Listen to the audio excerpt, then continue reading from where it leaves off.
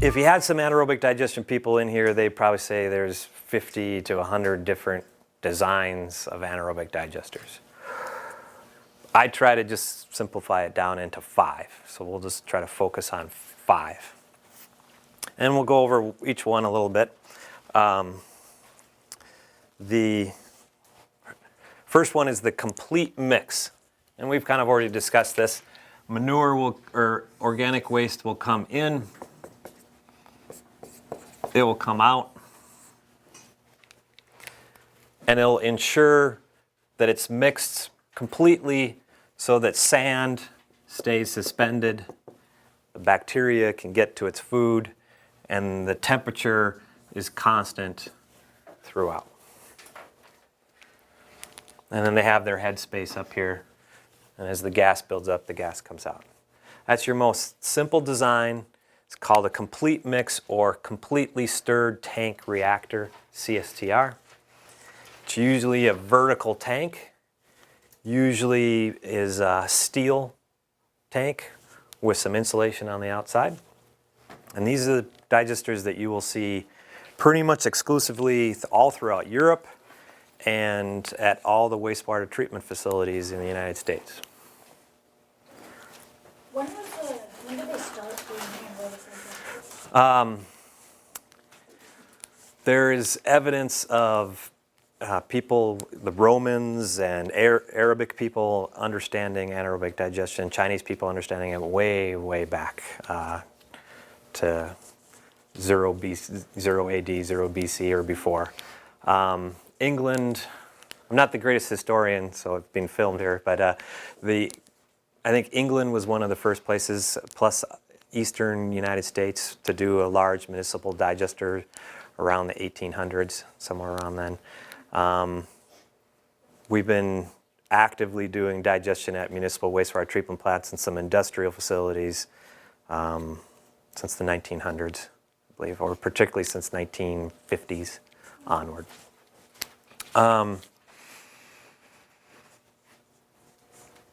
Reasons why this is the most common is vertical tank, easy to build, easy to design, simple in and out,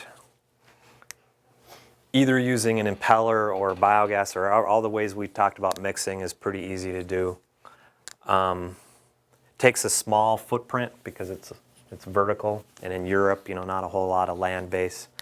Wastewater treatment plants, not trying to take up too much room. But probably the main reason that it's preferred is that by completely mixing, you've made a very constant environment in here. And the more constant you've made the environment, the more predictable the biology, the more consistent you can know what's going to happen. And engineers want to know what's going to happen, how consistent it's going to be. And would that therefore be easier to control? And therefore easier to control. And then you can better predict, how much you're going to have, volume coming out, going in, everything dynamics associated with the other systems that it's tied into. Right, exactly.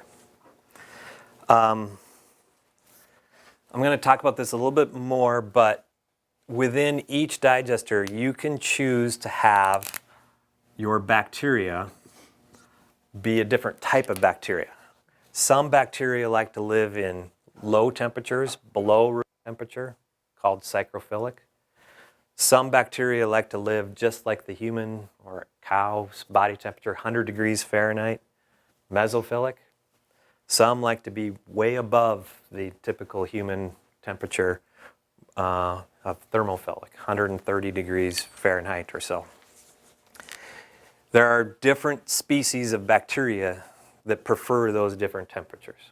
So when I say that people say there's hundreds of different digesters, that's how you get to the hundreds. Is you got each one of these designs, multiply it by 3, and then when they do designs that, for example, they found that sometimes this shape is better to be egg-shaped. It's called an egg-shaped CSTR.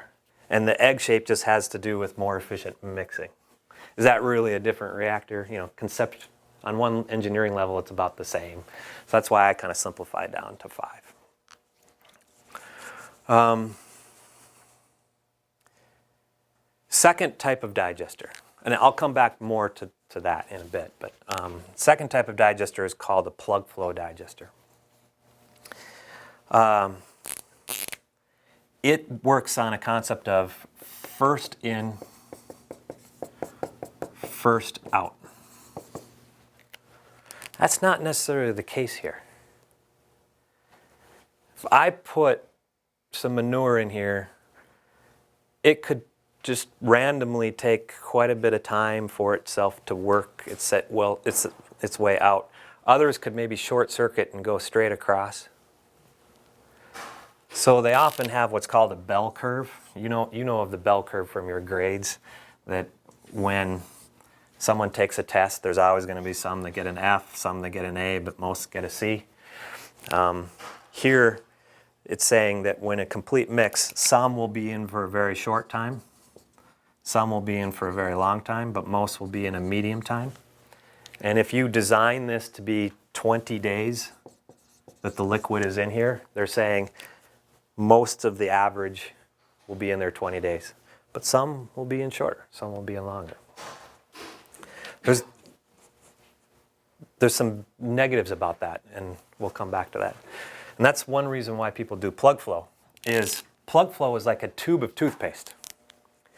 If you press the bottom of a tube of toothpaste, the hydraulic pressure that you gave by just pushing the bottom automatically pushes the whole tube, and then that little bit comes out. So the first push caused the last bit to come out. This system, if you design it for 20 days, you are guaranteed for 20 days. It's not some are in 20, some are more, some are less. It's always 20 days what comes out. Isn't it hard to mix? Could be very hard to mix. Again, we're going to come back to, I'm going to have you guys brainstorm which feedstocks would be better, which waste would be better for which designs. And because it could be hard to mix, that could really affect the controls and how optimized it is and things like that. And again, you could do all three of these at different temperatures.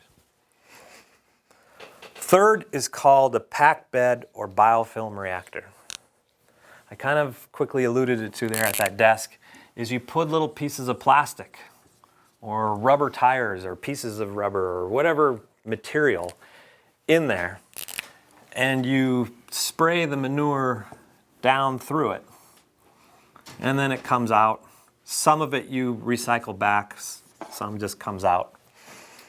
And this constant motion allows you to put manure in, take manure out, but it leaves homes for the bacteria.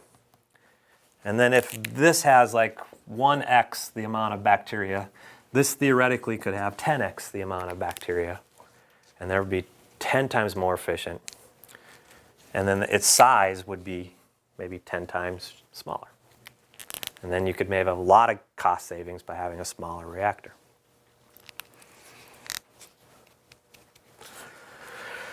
This one is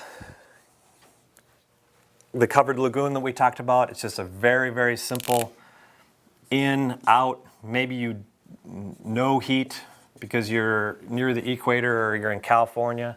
Maybe no mixing because it's so large. You don't want to spend the money to mix. Just potentially very inefficient, but just gradually moves its way, meandering through here.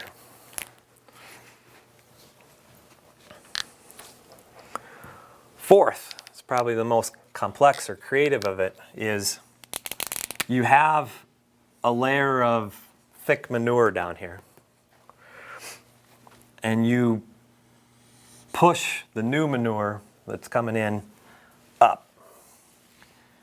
And if you design it right, if you get the perfect push up, the manure plus bacteria kind of flow up, but at a point the particle's too big and the particle will fall down.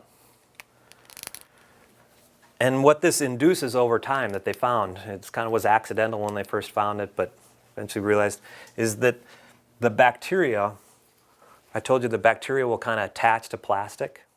What they found here is that bacteria will start attaching to each other.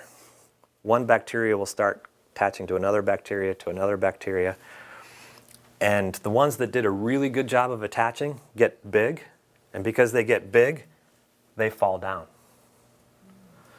The ones that aren't big can actually flow up out of the top here. And because you kind of have a shearing action along the sides of the walls, as those bacteria clump over time, they start to form a sphere or a pellet. And this reactor, a USB, if you look on the inside, it has millions of tiny little black pellets that look like soft BBs. And those millions of little black pellets are just pure bacteria. And it's constantly just has a floating bed of this soft pellets just floating up and down as the manure or waste goes through it, keeps digesting it. Are those little pellets, do they produce themselves, or do you have to They produce themselves all naturally. maintain that uniform little, like peppercorns or something? Yes, and I don't want to get too complex, but put yourself in the life of a bacteria. There's all this stress on you, the manure is flying by you, there's all this flow, and you kind of have a desire to start attaching to try to, like a fish in a river, you want to find a soft spot, a way that you can stay where you want to stay. And as they start attaching, maybe it's an amorphous attachment, it's just a glob. But as things start moving by you, it just shears off a piece of you, and shears off a piece of you. And over time, it just naturally turns to a sphere. Like a rock in a stream? Like a rock in a stream, exactly. A very excellent analogy, rocks in a stream. Those are the 5. Let's go through real quick. You already kind of got this. Simple, consistent, easy to control. Could give you a guaranteed amount of time that it's been contacted by the bacteria, but may be difficult to mix because it's a paste. Increases your efficiency, have way more bacteria. But you only get the more bacteria by putting something artificial in there. By putting something artificial in there, the artificial could cause clogging and interference. Simple. Not very controllable, not very optimal, but simple in terms of low cost. Complex, probably more costly in some ways. You get way more bacteria, just like this, but you never had to put anything artificial in there. Since you didn't have to put anything artificial, you're not as concerned about clogging and interfering and stuff like that. So, you become design engineers for different companies. You're Anheuser-Busch. You're making a waste brewery waste material that's almost like yellow water. No suspended solids in it, no pieces of fiber, just yellow water. Which one do you tell Anheuser-Busch? Lagoon? I think Anheuser-Busch might choose a Lagoon, particularly if they're huge and have a giant, giant volume. And if they're in California where they don't need to heat. But What if they have like little houses that have the bacteria? they might do the little bit of houses and say, sure, it's going to cost me more money, but I'm going to save in the long run by having a much smaller reactor than this giant Lagoon. And Sure, this maybe needs more operators, but is Anheuser-Busch worried about having more operators? They already probably have a giant staff of technicians and engineers. And they probably got a consistent feedstock, so they can design the packed beds and stuff for the pore size. And their feedstock is very consistent, which may, and then, okay, if you're thinking packed bed, what would make you think this one maybe or this one? If you're going to spend the money on a packed bed, why not go all the way and pick this one that doesn't have the artificial media that you have to pay for and that maybe causes some problems? So almost all of your industrial water waste coming off of a Simplot potato facility, an Anheuser-Busch, a winery, things like that, apple juice, grape juice, olive juice, are using a UASB. You might have it written on the board, but I can't see it. What does that stand for? Upflow, anaerobic, sludge, bed. This sludge bed. Those little pellets are the sludge bed.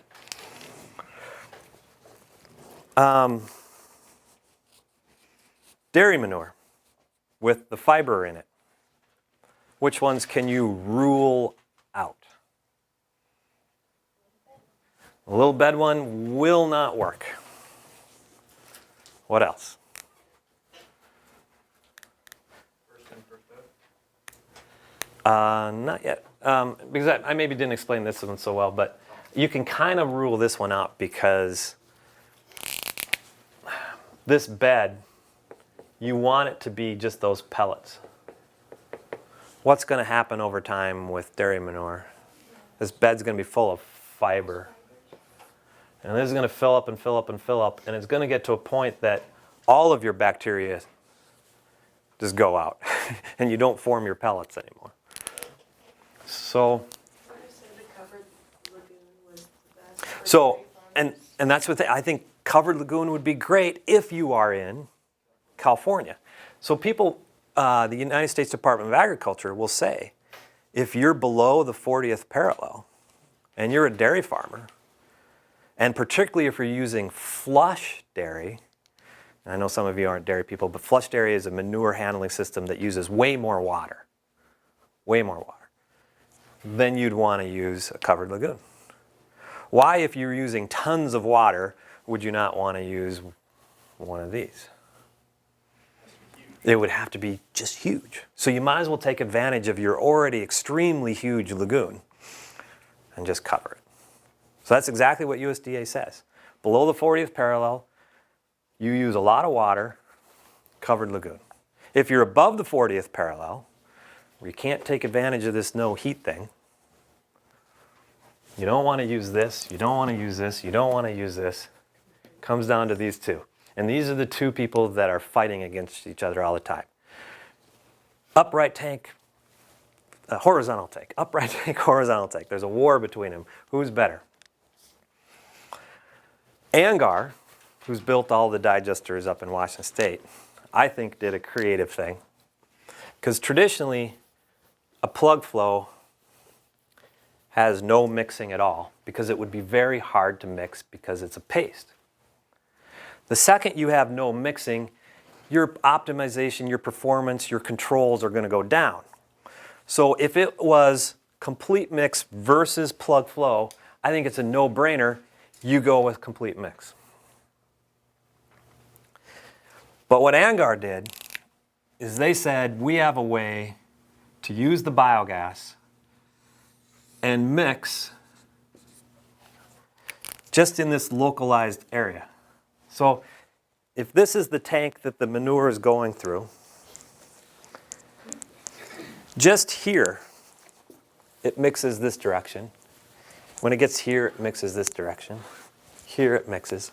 So really, this little section is a complete mix reactor.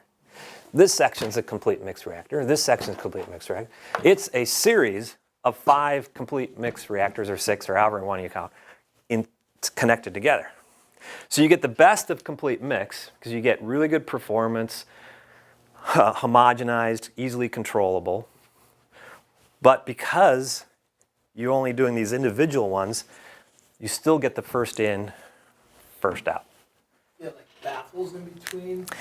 They actually, and the neat thing is they don't have baffles, because if they had baffles, that might cause some clogging or settling and things like that. They've done it away without doing baffles. Other people have tried to do it, and they've had to use baffles. Angar and their partner have a patent without baffles. Does Vanderhoek use that on your? Yep, that's Vanderhoek is using this one right here.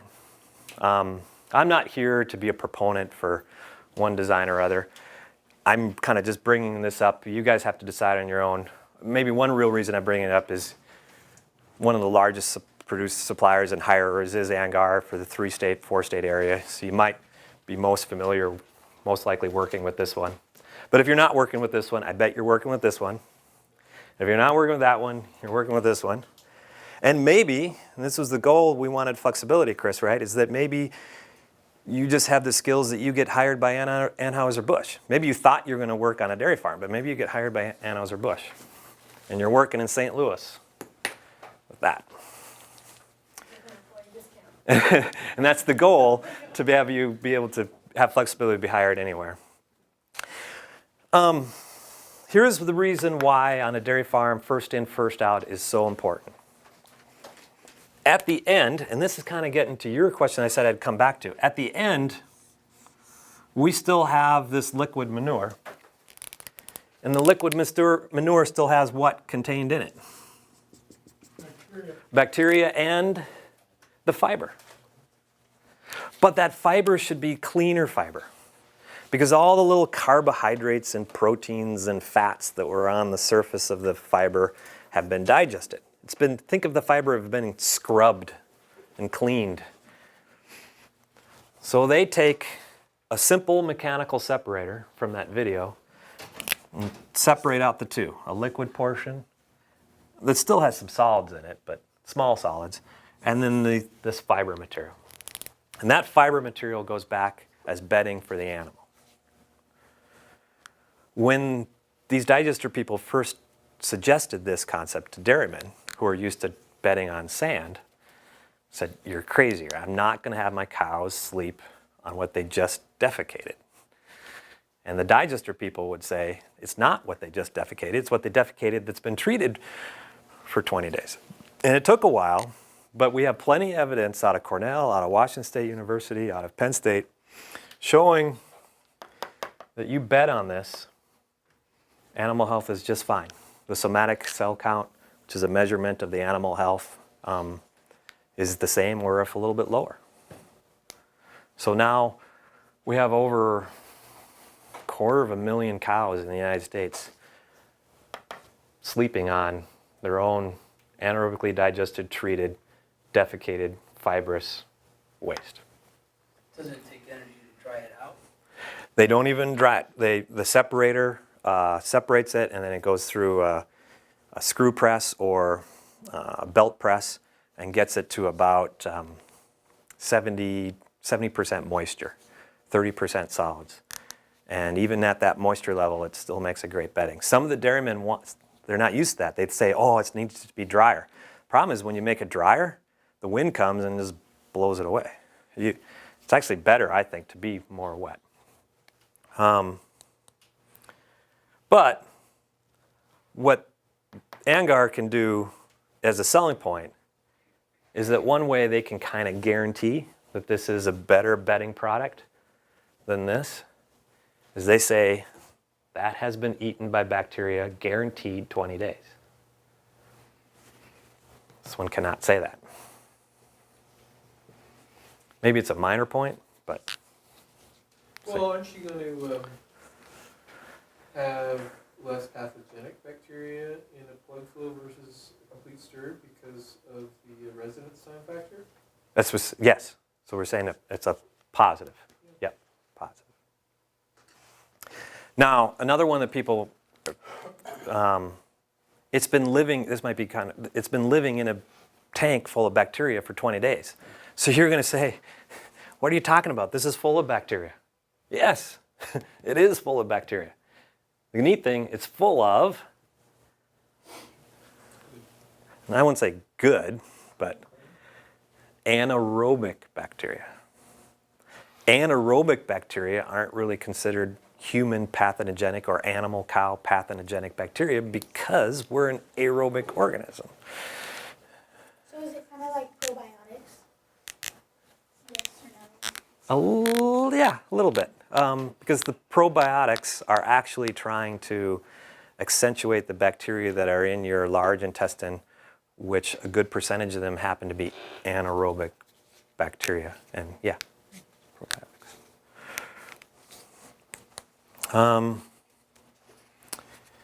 Now, look at this stage.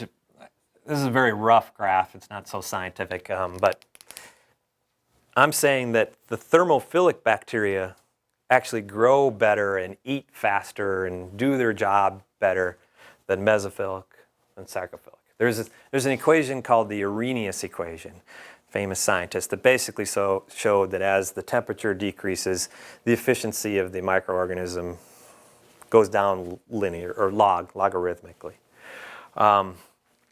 So if thermophilic grows well and digests things faster, then you'd think you'd want to have each one of these be thermophilic. And some people swear by that. But there's some potential negatives, is that thermophilic sometimes are much more easy to be upset. So if your flow rate's not perfect, if your flow rate's changing, if the type of material, like if you get some milk as opposed to manure, or if the type of material you're trying to digest changes, if the temperature is not perfectly controlled, this is easier to be upset. So it was very excellent when you brought up control, that many people choose mesophilic, even though in some respects thermophilic could be better because it could have a better control. Second is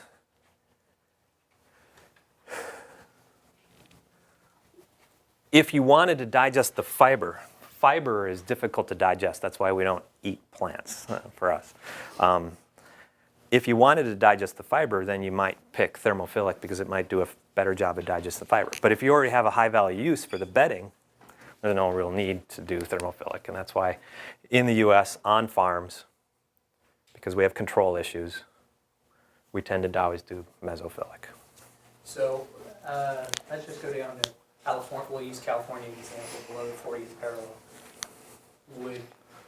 Because their weather temperature is going to be more constant than, say, up in Wisconsin, where they may have real hot summer, very cold winters, would they be more apt to use thermophilic, whereas in Wisconsin they might use one of the other two?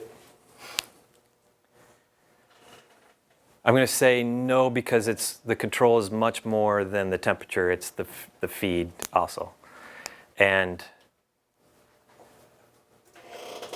I guess I won't say no. I'll just say it's a hit and miss there. It's a decision that you would need to make. And maybe someone would make that decision for that reason. Right. But- Obviously, feed is a key component. Yeah. But like you said, and looking at it from an economic standpoint, temperature, if I already have my temperature being pretty constant throughout the year versus a variable temperature that can go from one extreme to the other, Okay. that may help and might make my decision for me, assuming that I'm still able to have pretty good control over my feed year round. Yeah. Correct? Correct. Okay. Another issue in here is just bottom line penny pinching. The economics is to do a thermophilic system can have more expensive equipment to maintain the higher temperatures and pressures, and you have to decide the maybe extra 10% in capital costs that you need for this. Does it pencil out in terms of a smaller reactor or digesting faster? It all kind of becomes an economic issue. Does organics, I mean, obviously in our society over the past couple of years, organic, is becoming a big term and important to some people in our society. Does that factor into any of what you're discussing? Yes. I'll give you one. For example, one of the fastest growing dairy sector in the United States is the small municipal specialty dairy that's not making commodity milk. So it's like a small little dairy just outside of Seattle that makes cheese and butter. And they're selling that cheese and butter to an upward mobile person, like the person in that Portlandia series. Okay? If you're going to sell to that market, one great way to sell, on the cheese is, oh, by the way, our manure is going through an anaerobic digester. We're saving the planet through greenhouse gas controls, and it's a big marketing point. And I think it will continue to be a big marketing point for those particular specialty dairies. I think even the big dairies, you're seeing some impressive commercials out of the California dairymen, the Got Milk commercials, and our cows bed on mattresses and water beds, and they're great advertisements, and they're starting to say our manure is being treated through digestion and renewable energy, things like that. Another one from organic is, remember, this whole anaerobic process is a way for bacteria to eat things. Okay? What if the manure contains hormones and antibiotics and pesticides and herbicides? Every one of those things is an organic material. Antibiotics are organic. The bacteria will eat antibiotics. The bacteria will eat hormones. They will eat pesticides. And I have a student, Shannon, who's just about to graduate this fall, who's shown that during the anaerobic digestion process, the majority of all the antibiotics are destroyed and deactivated. It's very important for our water supply. So all the insects, or a big portion of it is all neutralized or taken care of? It is, So and I want that's huge, isn't to it? say big portion because it's specific. Like for example, this one paper she's just putting out, we tested 5 different of the most common antibiotics used on a dairy farm. 4 of the 5 Like that. were completely wiped out and turned into completely deactivated chemicals. One, it appears that it was kind of partially eaten, but what remains is still a little bit active. So I can't say it completely breaks down, but it does an immense job. So human health and food safety is huge. That's all related to this organic. And I want to go back to the pathogens. They'll sell this as 99% reduced in pathogenic bacteria. And it is. There's evidence to show that. And you've seen what happens when E. coli gets onto a lettuce field. And they often try to blame the dairy that's down the road. So. Okay, so that's reactor systems, temperature. I'll use the screen again here.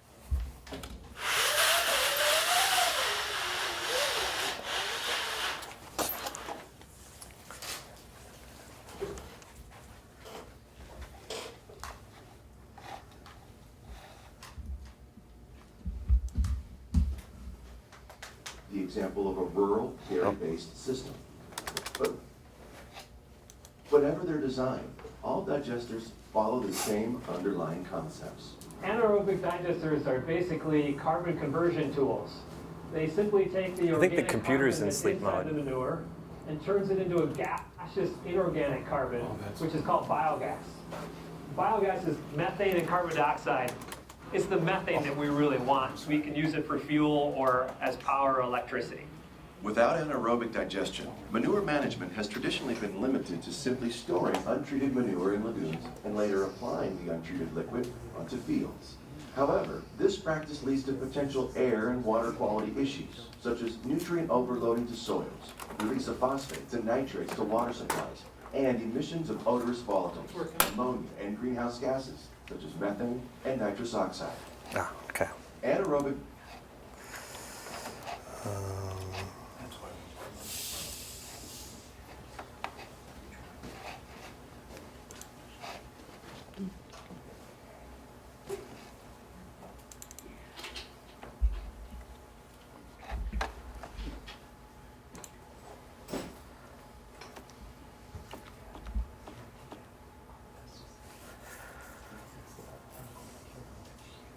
Wanted to show, here's that egg-shaped digester. Just wanted to show a picture of that. It's that complete mix one, but they just changed the shape for mixing. It's a very common one you'll see at wastewater treatment plants. This is a UASB at a brewery. It's this one right here.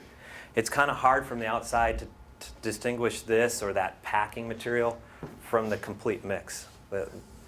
This could easily be a complete mix with an impeller in there. This is an Angar plug flow with mixing. This one I want to talk about is all of those digesters I just gave you are designed to treat liquidy waste. But we're producing some wastes that are very solid, like food scraps or yard clippings. And those materials have always traditionally not been digested and gone into a compost facility. But over the last 10 years, people, starting in Europe and now in the US, people saying, well, maybe we don't want to compost those materials. So you have two choices. You could either add water to make it a liquidy and then use these existing digesters, or choose not to add liquid because you're worried about sustainability and that we don't want to use all that liquid. And so they've come up with what are called dry digesters or high solids digesters. And this is one of them. Just before you get too far, in the adding liquid method, is the water that comes out, does that have to be treated again to be used?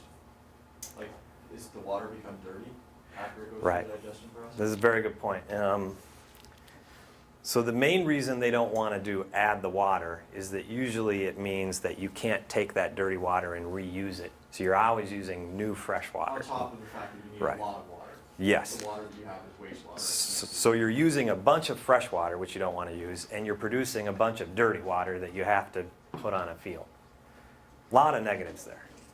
But when people started saying, hey, let's move to this, the slurry, or the liquid digester people got smart and said, the way we combat that is take our dirty water coming out and let's do a little bit of cleaning of it. Send it back. So now we can say we're not using fresh water and we're not producing as much dirty water.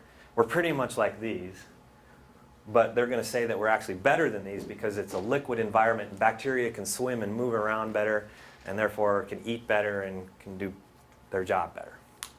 But they have to clean the water. And again, that's where I came in. You have to pull the nitrogen out, the phosphorus out, add some cost. But that's what they're starting to do. A dry digester is kind of interesting. In many ways, it's very simple. You simply you build a garage, and this has several bays. So each one of these little garage buildings is a little reactor. You just use a front-end loader to load your food waste. You have a little grate down here that allows liquid to seep through. You just have a spray bar that sprays liquid, trickles through, and keep just recycling that. And biogas is formed, goes up to a head space, is collected and put to a CHP system. How long does that take? This can take as much as 30, 40, 50 days, and then because it's not as efficient, and as they're monitoring, as the amount of biogas, they have a flow meter here. As the flow meter seems to start going down and down up to a certain point, they'll say, it's 90% done. They'll open the garage door, scoop up what's remaining, and you can either then just put that on the fields, or you could choose to compost that to give it a little bit extra treatment and fill it again. So this isn't really a continuous system.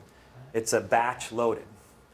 But that kind of fits with our compost yards. You know, the material comes in batches in trucks. So every time a new truck hauls in, you just fill up a new bay, a new bay, a new bay. Well, sort of like when you go to the dump and you're offloading truck into one of those bays and they've got kind of compacting it down once it gets full and they just close Exactly. that one up and open up another Another, one. yep. So it's a very interesting design, and you're starting to see more of those built, especially in Europe. Just built one up in Vancouver. It's going to start. It's like Very almost soon. like a neighborhood example, right? Yes. You've got like a central garage that everyone goes to. Once it gets filled up, it closes up and up another one. You can There's design there's size. still a lot of costliness there because, if the neighborhood brings it in slowly, this building will have to be negative air. It'll have to be negative pressurized because you can't have those odors constantly being released. Do you have to be consistent in the type of material you're putting in there pretty much? Or can you get a weird mix and, I mean? Yeah. You could get definitely a weird mix that could kill off your bacteria. There could be, someone could give you a load that actually has some bleach in it Yeah. and kills it off. That water has to trickle through, so you want a material that can trickle through. And one of the problems with food waste is that as it digests, it turns to a paste, and then just the water doesn't trickle through. Yeah. So it's, again, why compost people kind of like it is because it's a lot like their compost process that you purposely add some bark to filler to get some air space in there. Some wood chips or Some- something. yeah. And every time you open the door, don't you lose a bunch of your environment? Well, that's why they'll have to, they monitor this, so they're not going to open this one up. So it's not so much like what you're saying, is that once it's loaded, this door is shut for 40 days and whatever it is. And then once the biogas production is way down, they'll open it and they'll still try to make this negative air and somehow evacuate this head to the other garage so you're not stinking out your neighbors. Seems like you want to send a guy in with a pitchfork and turn it over a little bit or something. You, you think you would, but then they're just trying to keep costs down. Yeah, okay, it's Yeah. just a, But what you're getting at is that you want to try to make it efficient and control. And there's a point where this isn't biologically efficient, but you're doing a trade-off. okay.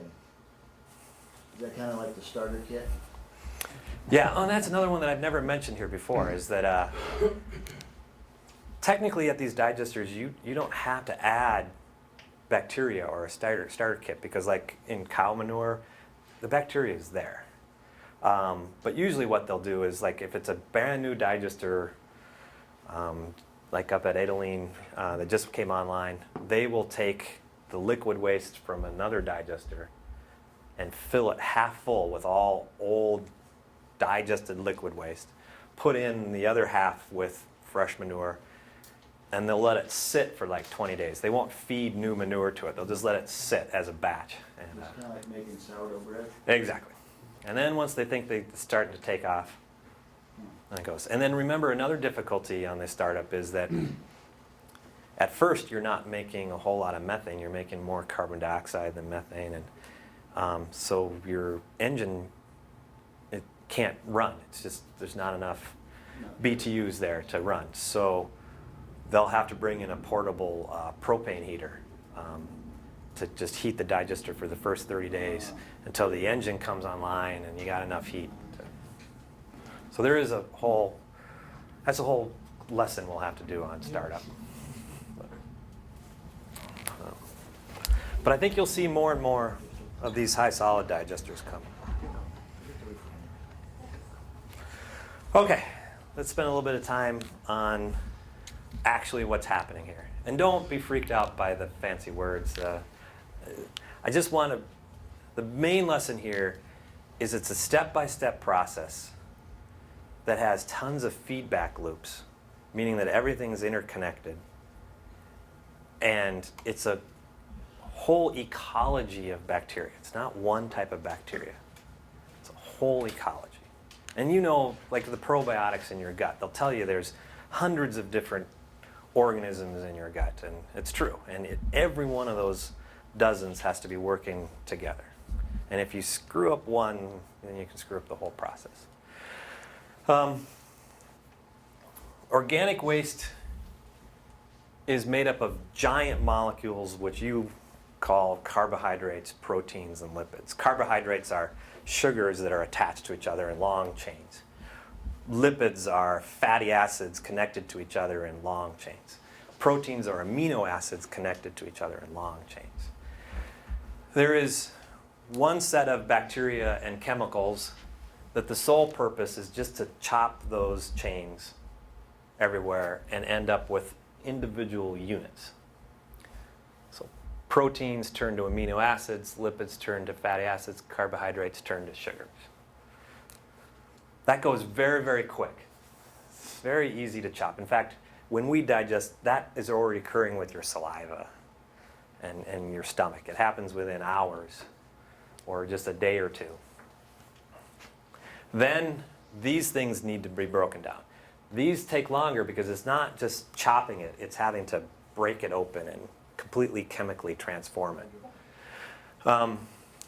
So a second class of bacteria called acidogens is needed. And acidogens just turn these into acids. I don't want you to know all these names, just they turn it into acids.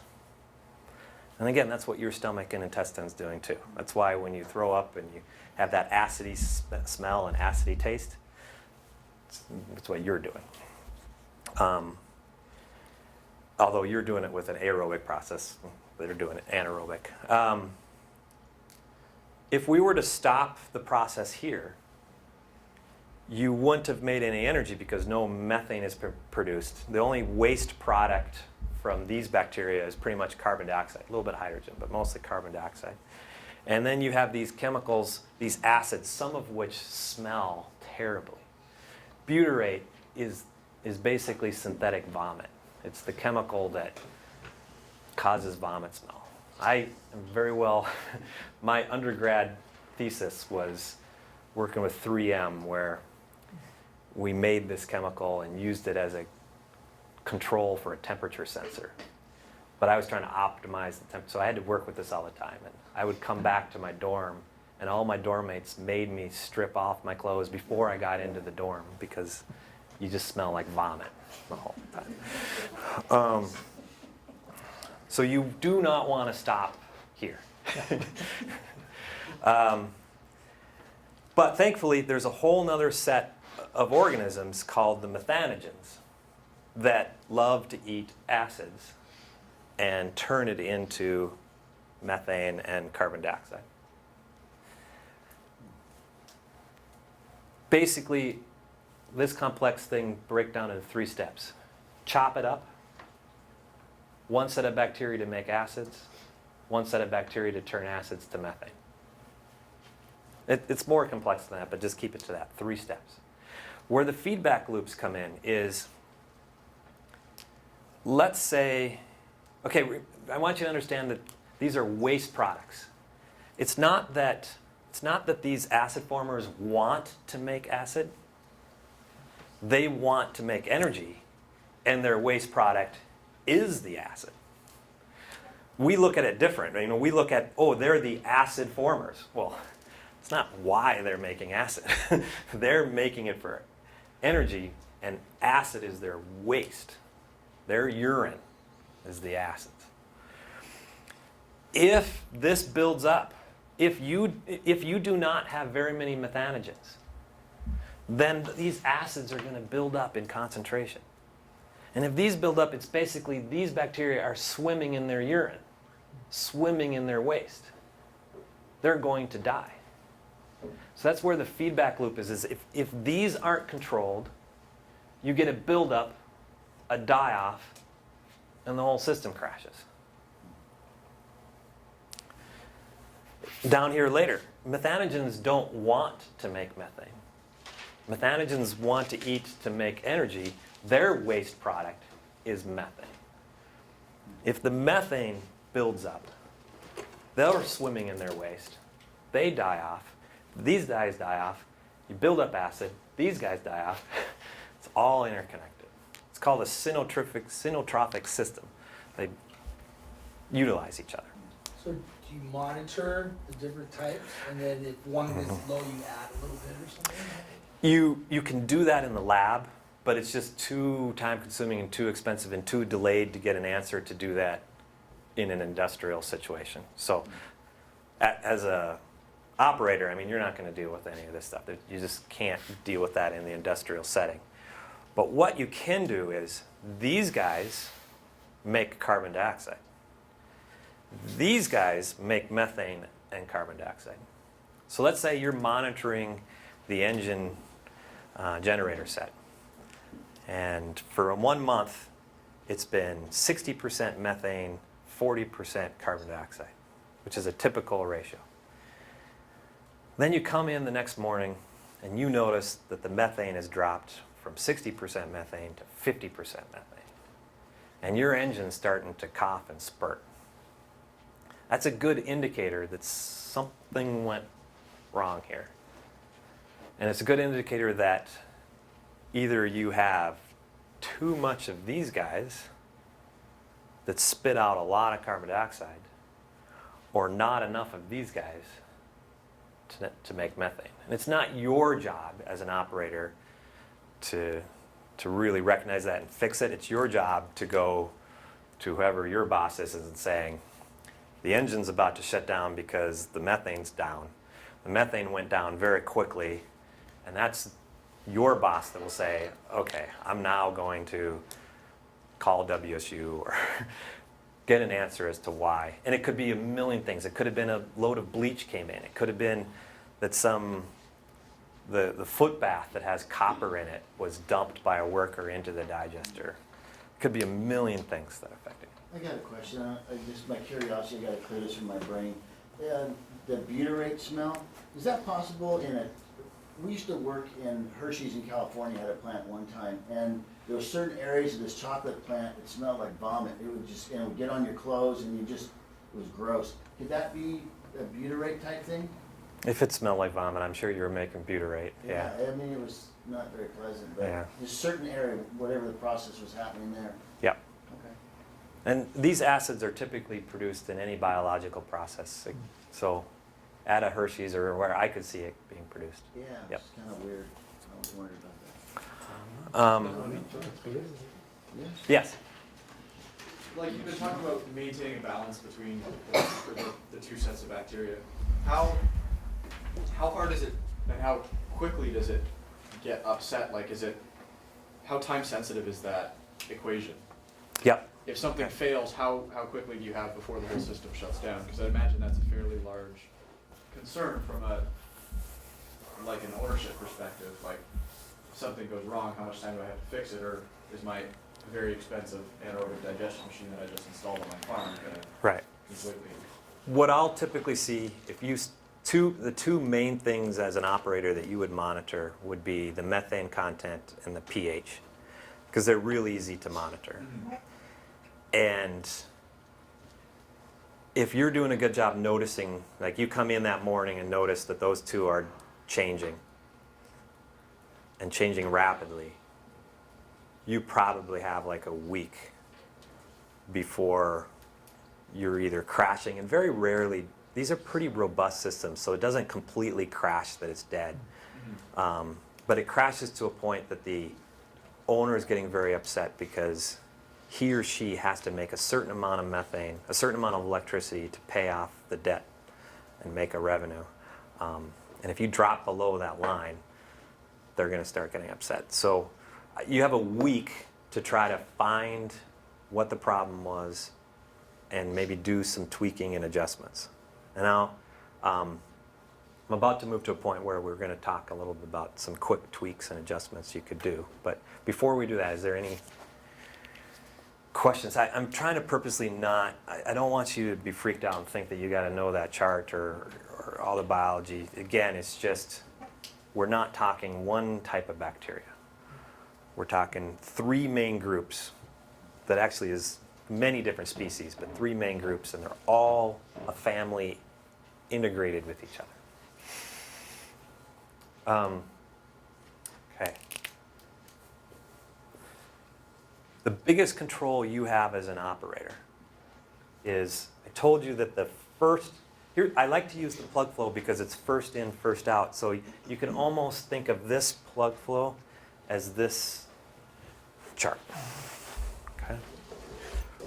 So the first day or two is that hydrolysis. And the next chunk is the acid. And the next chunk is the methane formers. And the reason why I've divided it into these is that this goes super fast, as I said, because you just chop it. This goes faster because these bacteria grow faster. And since they grow faster, you get a higher population of them faster. Methanogens grow really slow, so they need a longer time to do their job. Do you have a temperature differential? No, and we do not want a temperature differential. They all should be operating at, if you're doing that mesophilic, at 100 degrees Fahrenheit.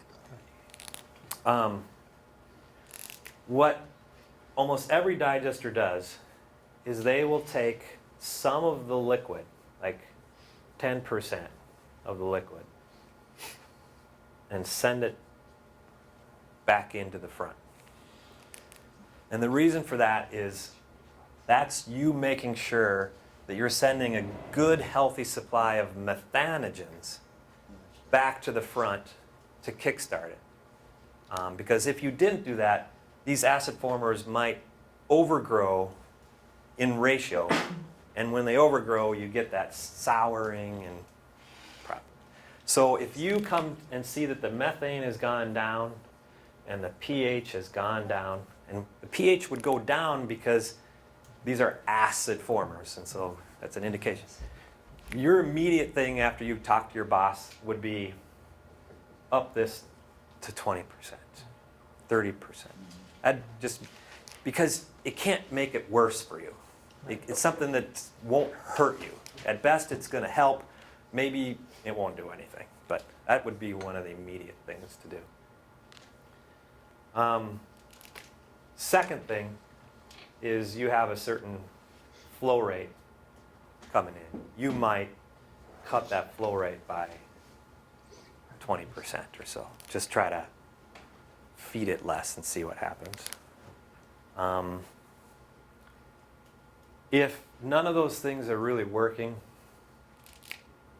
this is getting into week 1, week 2 afterwards, you would go find a nearby digester and you would truck just a big truckload of their effluent, put it in. And here's one thing that most digesters do is they won't build one digester. They'll, like Angar, you'll see one big piece of concrete, but really it's 3 separate digesters doing 3 loops. Maybe for some reason, we've seen this, that maybe this one got sick for some reason. If this is the one that got sick, then you just dump liquid from these 2 to the front end of this one. And like Doug was saying, you could also, if you had to do maintenance, you could shut one down and do something, and that's Exactly. And you're going to see throughout, this will be one of the lessons, that throughout everything, like any industrial system, anything has redundancies on it. They very rarely, they're starting to do it more because they're starting to trust the engines more, but usually they'll try to do multiple engines. So if they're trying to do 1 megawatt of electricity, instead of buying 1 megawatt engine, they'll buy 2 500 kW engines. So that when one's maintained, at least they're making a half a megawatt.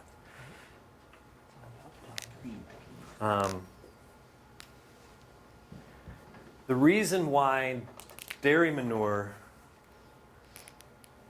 doesn't seem to crash very much, and Vanderhoeks, for example, has been running for 9, 10 straight years with no hiccup at all, is dairy manure has buffers in it. Won't go into complex chemistry, but there's certain chemicals that are called buffers, and that means that if you add an acid, it can easily utilize that acid so that the pH doesn't change. But it's not just acid. If you add a base, it can easily use the base. So a buffer is a pH modulator. You can overwhelm a buffer if you just kept adding acid and acid. Eventually the buffer's like, I give up. And then you'll see the pH change. Manure has tons of natural buffers. And it's because of those buffers that you're rarely going to see upsets. If you do see upsets, it's because of 1 or 2 problems. A farm worker has not done what they're supposed to do. And that means they're supposed to take the copper bath and dump it someplace else, but they just dumped it into The foot bath, you mean? the foot bath, yeah. Okay. They dumped it into the digester. Oh, and that kills the bug. That kills the bugs. Oh, And, wow. or maybe they were using a bleach compound to wash down the parlor. Mhm. Well, that water is supposed to go someplace else, but now that bleach water has ended up in the digester. That's another reason why a plug flow is interesting, is That makes sense. You can isolate if you screw up. if this was all good dairy manure for the last 18 days, but here was a dose of bleach in a plug flow, you killed this zone. Mhm. If it's a complete mix, you've killed the whole digester. I like that. So that's why if you're putting in on a plug flow, stuff that's good manure and that you know from digestion is working healthily, that next plug should be good. Yep. What do they do, when I was at Vanderhoek, they got a mixture of weird things coming there, anything from Red Bull to berries to all sorts of cereal stuff. What if you get a new customer, or if that's what you call it, don't you have to kind of test it to make Right. sure you're not gonna mess it up? Okay, so I said there was two ways that it screwed up. One was the farm worker. One is because most of these are doing co-digestion to make extra money, is because whoever you're working with, the outside plant, they screwed up.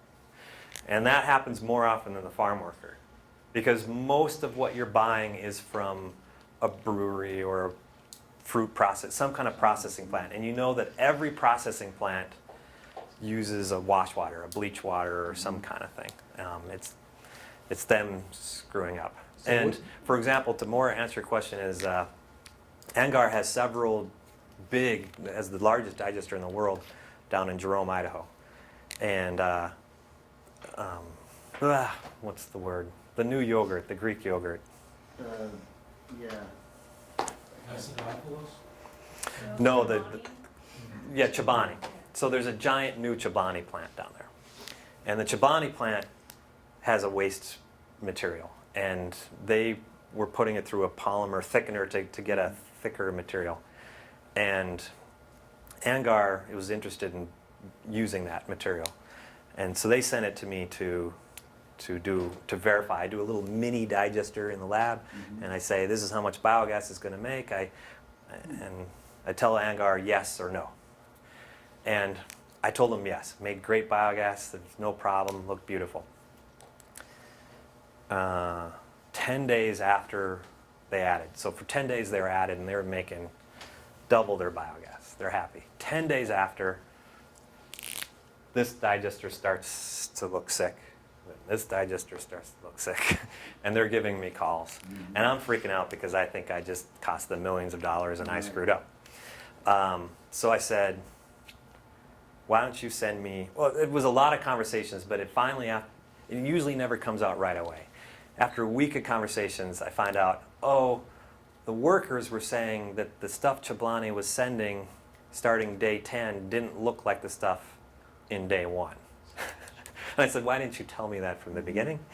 So I said, send me the stuff that was from day 10. And I still had some stuff from day 1. So I did, it's called an ATA. It's an anaerobic toxicity assay. I mean, you'll never have to do this, but basically, it allows you to do 2 graphs. So this was the sample number 1. This was that day 10 sample number 2. And it tells you very quickly, you only need 3 days. It tells you if it's going to be negative or positive in terms of biogas production. This one graph looked like this. That one graph looked like that. So within 3 days, it took them a week to tell me that, but then within 3 days I said, sample 1 from Chablani and sample 2 from Chablani are 2 completely different samples. So then they go to Chablani and they have to interview workers, and turns out the workers here put in 50 times the amount of polymer that's normally needed, because they just didn't know how to do it, which was costing Chablani a ton of money because polymers are not cheap. But it was that polymer that was killing off all the bacteria. So you get answers. They correct it? They're in. That was just happened a week ago. I haven't got a phone call, so since I haven't got a phone call, it means it's Right. probably going well. They've corrected it. So, I know, for example, in the oil, gas industry, anytime a new shipment comes in, you always do a sample test. Yeah. To me, if I was getting a new sample or a new product coming in any time from an external source, it's one thing if I know the farm I'm working on and I know the controls that are in place to ensure that I'm always having good product come in. But it's another if I'm starting to get material coming from another source.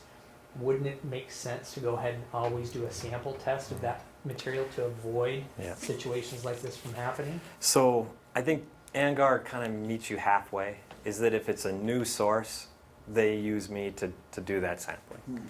Okay. But They trust the source. they trust that once it seems like it's good source, that they'll be doing always quality good. control. Do you And think they'll make gains in that area? Will they be able on site at some time do a quick test, you know what I mean? And be able to kind of see? You've got slow bacteria growing. yeah, I have a feeling just for money and expertise, that's not an easy test to do. Right. I charged ANGAR, it was only 3 days of my time, but I charged them $1,500 Sure. to do that. And they probably got off cheap, because what's the rate for crashing like that, you know? I mean, Yeah. you Oh. know, it's horrible. I think you could probably up your fee I mean, about this, 10 times. I don't have the right one. I mean, this is the world's largest digester. This is Yeah. making, down in Jerome, world's largest farm digester. It's making, don't quote me on this number, but it's probably making close to $100,000 of revenue a day, of biogas. I mean, so if that crashes, Oh, man. you'd be- I mean, I shouldn't have said it with the film there, but I mean, it's Edit that out later. it's up there a bit. So I'm just curious as to, like, you say that if you have that flexible membrane storage, you can sell at the peak. How do you sell? Do you just ship it down to, like, if you're selling to somewhere, how do you get that energy? Yeah. Generally. So, and this is going to be a part of yours, is that you'll be maintaining the digester, you'll be maintaining the engine, you'll be maintaining the generator, and then we usually stop when we talk about the generator. But you're also responsible to be working with the power company to maintain the switchgear. And it's the switchgear that allows a local power producing facility like a digester to get the electricity onto the grid. And it's that switchgear that will say, you're not going on the grid right now, and then, okay, it's peak hour, boom, you switch, it's going on the grid right now. Since you can't, And it disperses it. And I'm not an electric grid person, once it gets onto the grid, there's ways they can tell where it goes, but yeah, they got brokers for that. yeah. But since you can't store AC electricity, is it a matter of just storing methane gas until you can fire up and sell it? Exactly. So I told. Okay.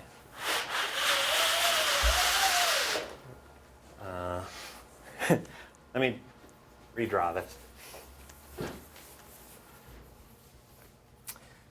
So I told you one of the most common is the complete mix. When they first started building complete mixes, this was a solid wall, a non-flexible wall. And they've now done what's called a double membrane. They used to do a single membrane, but the single membrane just didn't have enough insulation capability, especially for a place like Wisconsin or New York.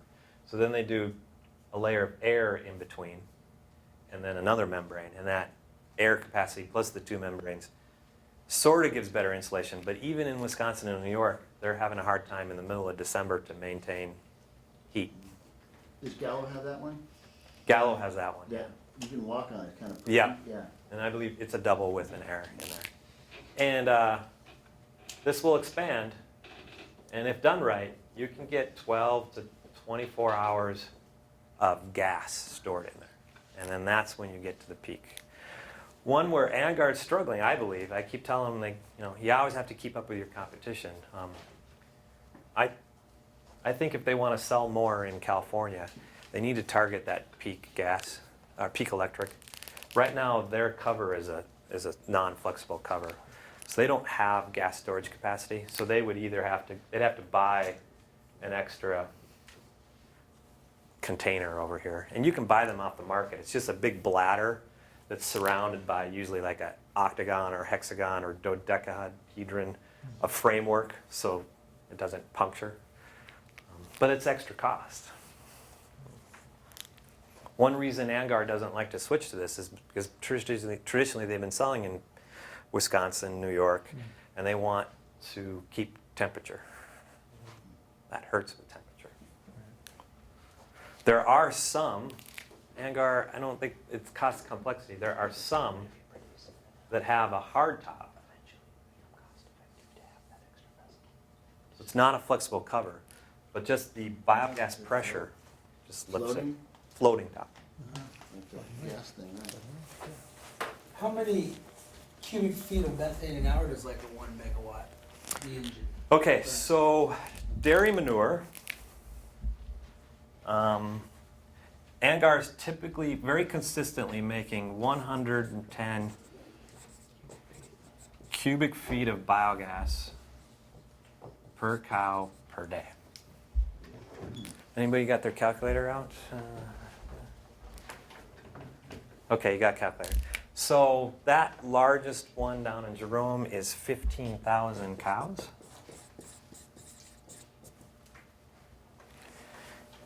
And typically their Guascor engines can, well, typically this would, let's say it's 55% methane.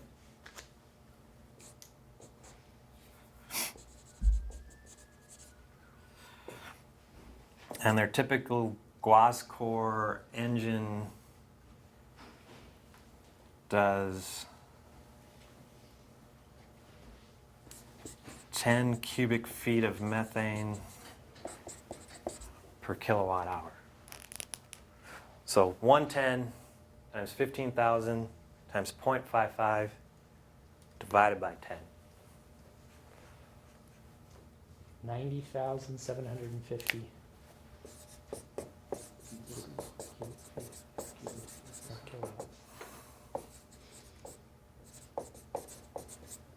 Divided by 24.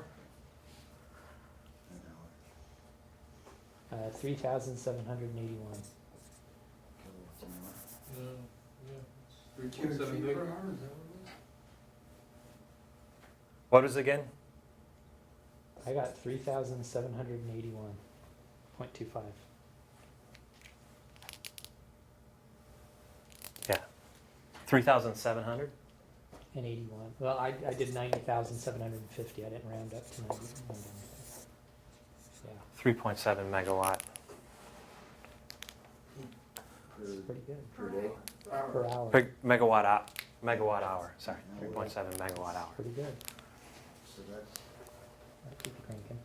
yeah, like 300,000 kilowatts. In California, they get some decent credits too. Yeah. Green credits? So Yeah. is, Oh, and we uh, need to talk about, that's a whole other one. Is cow manure the best, fuel for the body, for the digesters? No. Okay, so anyway, it can crank out a lot of electricity. 110 cubic feet, you know what? 110 cubic feet's a lot just from one. One cow, huh? Yeah. I wonder if I can't get a visual on that. And that, well, you have to, because I just was in China trying to sell digesters, you have to, that's an American cow. Okay, an American cow is being fed a very high energy diet, which means there's a lot of high energy coming out in their manure. Right. A Goes in. different cow might not have as much high energy. And that's assuming that you can collect 90% of the manure because those cows are in their stalls all the time. If you have a New Zealand dairy where they're out in the field all the time, Happy cows? you're not. It's about 14 gallons. Yeah, so another one, Okay, I got a visual there. yeah, 14 to 15 gallons of manure a day from a Does cow. Iowa have a lot of digesters? Yes. Because they got like 100 million hogs in that state. Well, and we have a problem doing hog digesters, and it's not with the manure, it's the style of the hog facilities. But we'll come back too. That's recorded. Okay, very important question. Fog food. Fog, food, and fun. Well, food scraps. Dairy manure.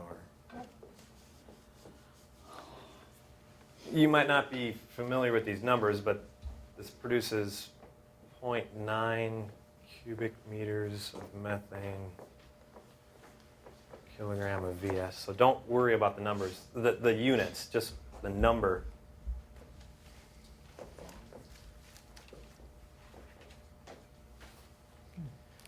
So for every unit of dairy manure, you get 0.21 of methane.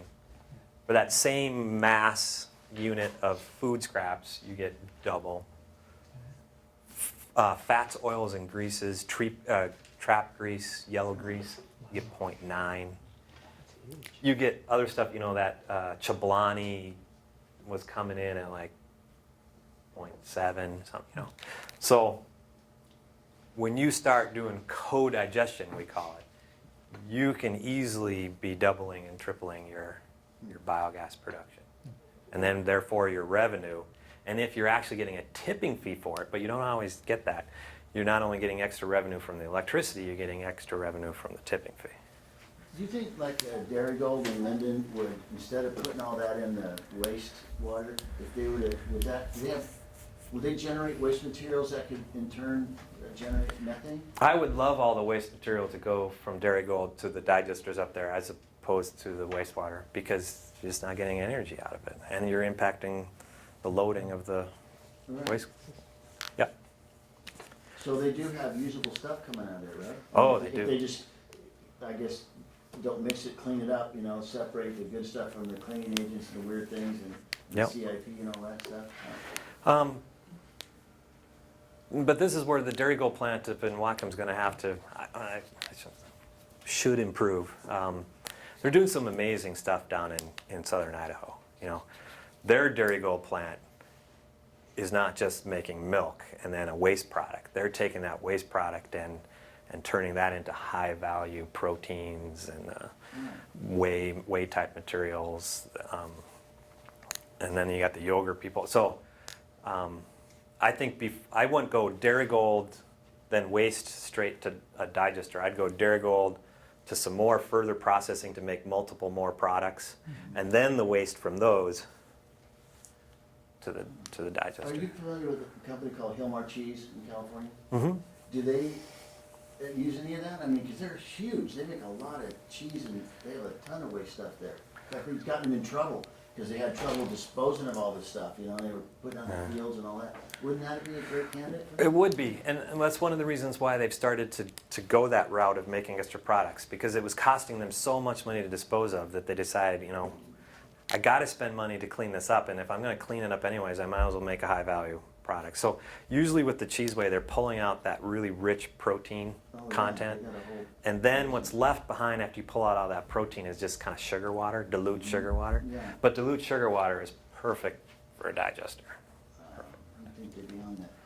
Sometimes it's so dilute that maybe a digester like at Vanderhoek might not want to take it because their digester's not built big enough. But down in California, that's when you do a covered lagoon. Yeah, that way. So energy value definitely impacts your digester. Are there any fish plants that have started making digesters? There's another problem there is that you want these digesters to operate 24/7, 12 months a year. And then when you have a process that's seasonal, then you get into, is it cost effective for you to operate a system for just a period of time and then have to restart and regrow your bacteria? So I think what's ideal, if you're very, very big fish processor, I think you could find a way to do your digester at a fish processing facility. But if you're not big, then I think the best is to find a local farm or somebody with a digester and sell it as a tipping fee to them. Because Vanderhoek would be fine taking fish waste for 4 months out of the year if they know they can take berries for another 2 months and cheese whey for another, you know, as long as they can fill in all the holes.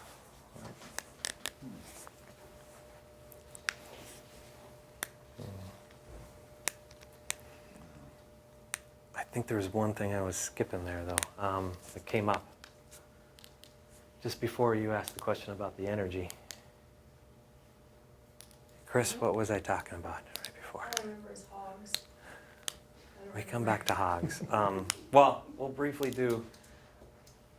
One of the big things is the handling. Let me talk about this.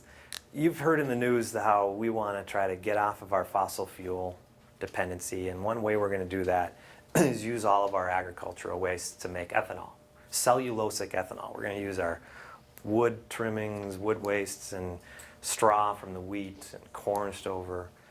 Yeah, there's some problems chemistry-wise to do that, but I don't think that's the big hurdle. The hurdle is, how are you going to design a system to take the wheat straw from 100,000 acres spread across 3 states and get them to a central facility? And sure, you could do that, but how are you going to design it so that it's efficient and isn't costing you a ton of fuel and a ton of energy to do that in the first place? So a lot of all of these systems have to do with biomass handling. That you have to find a good way to handle it from the beginning. So what makes digesters on dairy farms so attractive is for the last 50 years, dairy farms have figured out how to do all the handling. They've built the lagoon, they've built the manure pits, they've built the scrape alleys. It's all there, and it's all concentrated with those 15,000 cows in a 1 square mile area. It's done for you. Swine, you'd think, okay, that should be the same thing. That I got exactly like a dairy. It's all concentrated. They have a manure handling system. Problem is their manure handling system typically is that the manure just falls under the slats where the hogs are sitting. And they don't pump out of this, or they don't have the infrastructure to pump out of this on a regular basis. So really, this becomes a digester that is not contained. The methane, That's why hog farms stink so much. the hog farms stink more because of that, plus they have a different diet than a cow, and therefore they eat anything, as you know. So therefore, pretty much anything comes out the back end and smells worse. So if you build a digester here, keep the infrastructure the same, build a digester, you're only getting, say, I don't know, half of what you theoretically should get because it's all been blown off. So really, and then when they do the economics, they're saying, it's not penciling out. If the farm could be redesigned, then it might pencil out. So more what's happening is, as a swine farm closes or they are kicked out of one state and move to a different state and they have to build a new swine farm, they're being convinced to build it in a new way that's conducive to a digester. Have very many dairy farmers, ones that are close together, to bring down the startup cost, like made a co-op. Yep. And then they all pipe it to one engine. You got like 4 or 5, 6 farms to do that. Yep. Okay. Economically, your waste streams have to be about within a 5-mile radius for manure handling and such. So Washington State has 2 dairy sectors, Whatcom, Yakima. 250,000 cows are in the state, but 150,000 of the 250 are here.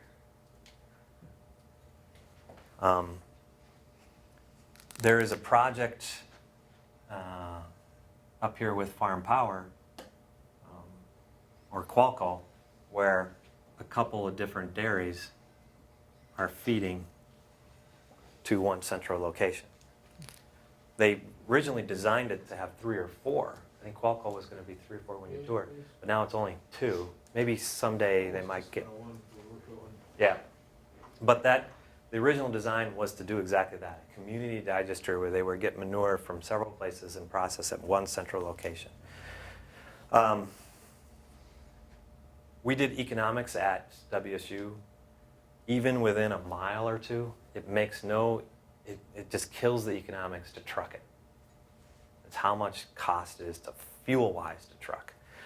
But if you pipe it, it works. You can go 2-3 miles of, you're going to see more and more of this model when we build digesters, is piping the manure between several farms and aggregating and getting better. There is one little worry, just is herd health safety, and that I'm not sure if that was a factor in Qualco. While in the end, the 2 didn't kind of show up, but let's say you have 4 dairies. Let's say we got these 4 guys here, and these 3 guys are very responsible dairymen, but he's just a terrible dairyman. So when you aggregate, all of the manure is going into a central lagoon, and then they might be flushing. They might be using that as flush water for their barns, and it's just his disease is going to get at the other 3 diseases. So there's that worry.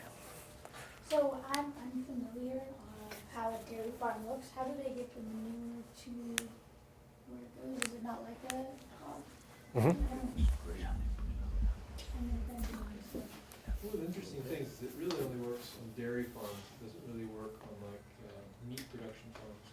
You know, with the cattle, they're coming for, with the dairy, they're coming to a central location for milk parlors and stuff like that keep contained so the poop isn't all spread out over a large field.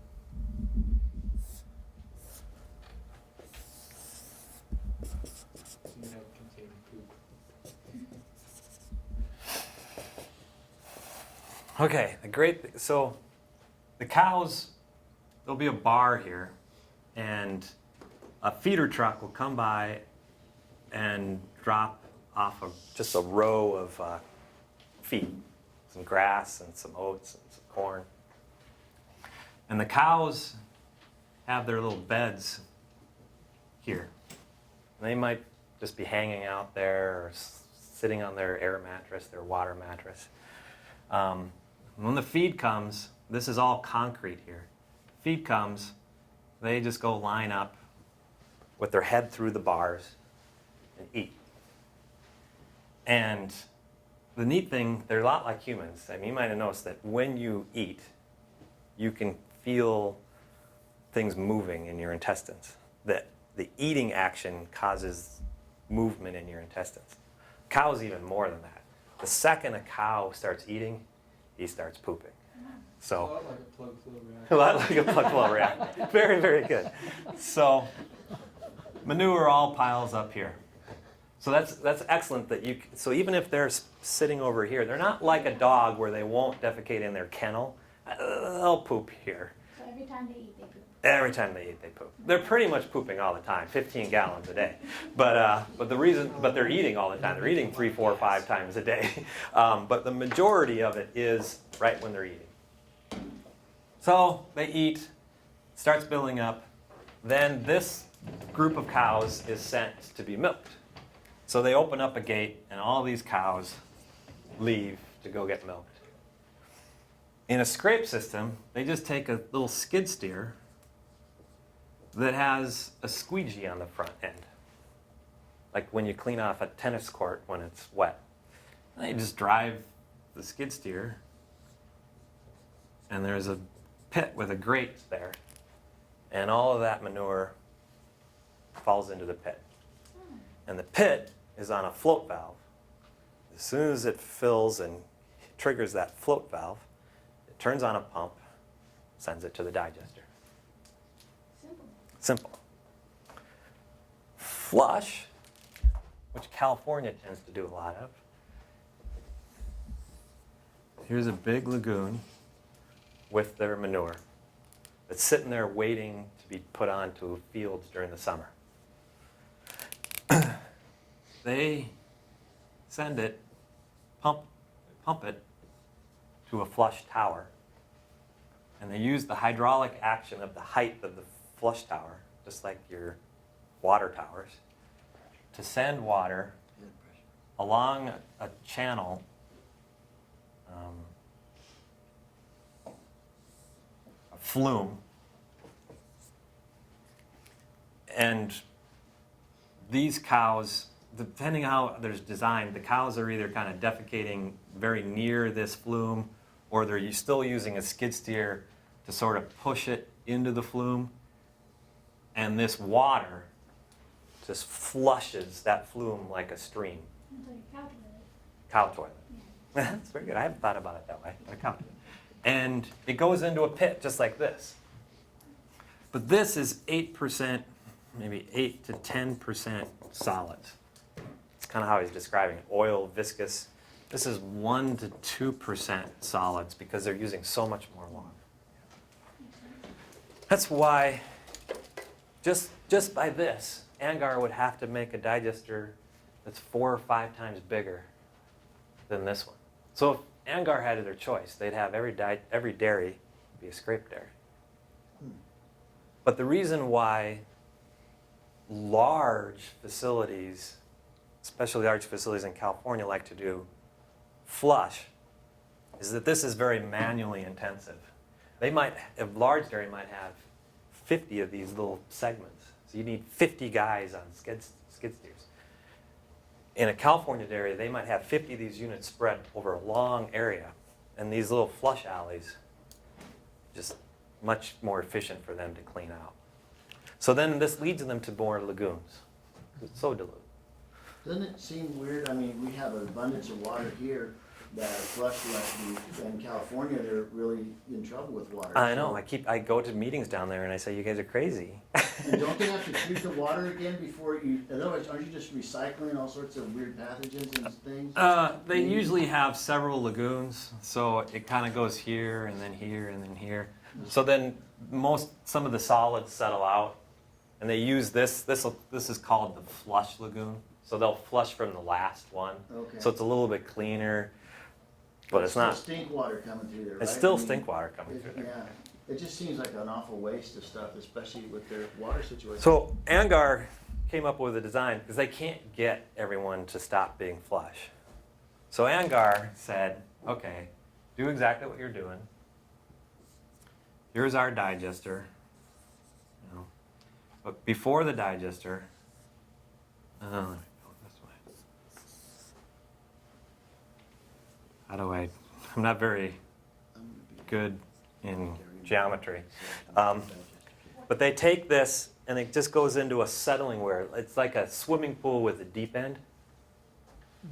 And what happens is the solids will settle out and they'll slide down to the deep end of the pool.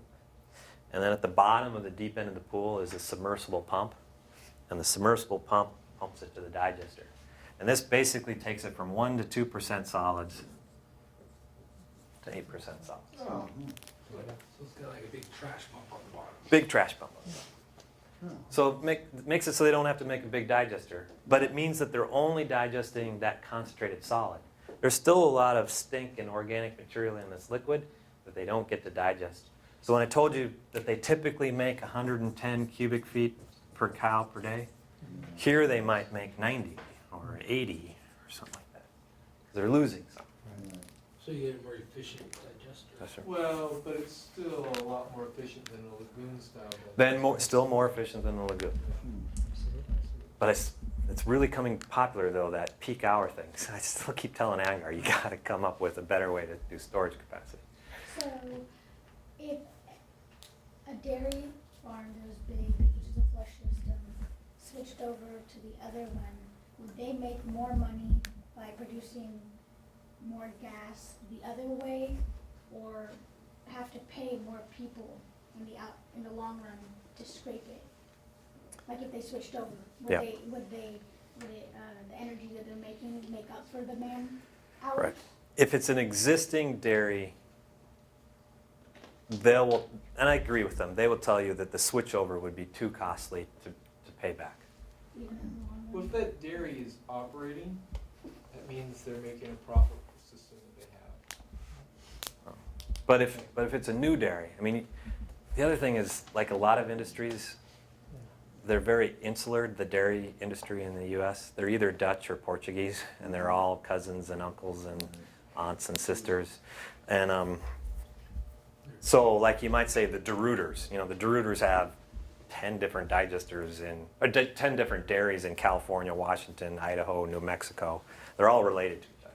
So if one DeRuyter in California decides he's going to close down and then move to New Mexico, then that's the perfect opportunity to say, okay, I'm not going to do a flush system anymore. I'm going to do a scrape system. And there's been all this movement because traditionally, all the dairies were next to the big cities because milk was perishable and you needed to get to the urban population. But then no one wanted stinky dairies next to your houses. So then they just moved, and you've noticed there's nowhere place for them to move. No offense, but you can't get uglier than Jerome, Idaho, and Pecos, New Mexico. That's where they're moving, and they're even being regulatory people want to kick them out of there. So where are our dairies going to go? At some point, the regulatory people have to stop pushing on them. I don't see happening. Or the dairies are going to have to spend a lot more money to treat this right so that people aren't picking on them anymore. But the only way they're going to do that is if they get a good milk price. But remember, the milk price isn't controlled by the dairymen, it's controlled by the U.S. government. Right, subsidized, yeah. That's why Canadians come here to buy our milk, because we have a huge, they play. So we're off topic there, but anyway. Well, in Canada, it's something that the government too. It's, they control how many cows you can have. Per acre and all the footprint and all that? Right. No, I mean, just so they control the supply and Well, demand. they get Right. subsidies, so they don't complain too much. I thought we got subsidized our milk, but they don't, and that's why they come here. Not that we want to get in that I direction, thought it but, was just cheaper. yeah. Part of it has to do with subsidies, yeah. But traditionally, I don't want to get into this too much, but traditionally the big complaint, and I think I agree with them amongst U.S. agriculture, is that our food prices are very low. And they've traditionally been very low for decades because of government control. You know, on the digester thing, are there like salespeople, if you want to call it that are out there promoting, who would approach a dairyman and like a package deal, a solar deal to run pumps, an anaerobic digesting system to do that. At the same time, I know people in dairy business in California, a lot of them are under their targets of lawsuits, and there's huge problems with that, and some of them just pulling their hair out and that kind of thing. But wouldn't they, if there is a side of it that's kind of political, you know, to get on the right side, are they doing things like that? Trying to Yes. integrate all these new technologies? Okay, and so let me hit that topic as soon as I just finish this manure Okay. management thing. Yeah. There is a third type of dairy, flush, scrape, and the other one is dry lot. And dry lot is just a dirt field or dirt mound. Their houses might be here, but they're not spending their time on concrete. They're spending their time in this hardened dirt. It's so hardened it looks like concrete, but it's dirt. And this just manure builds up here, and then they'll kind of put down straw to keep the moisture down, and then maybe every now and then they'll come in with a tractor and scrape it, and then just build a big mound of manure along the side. So this is all decomposing in the open area.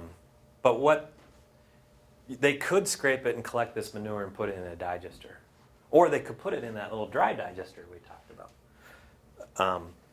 They don't want to put this into one of these liquid digesters, the plug flows or CSTRs, because this is full of rocks and gravel and sand. And sure, they're mixing and trying to make sure that moves out, but this is so full of rocks and stuff.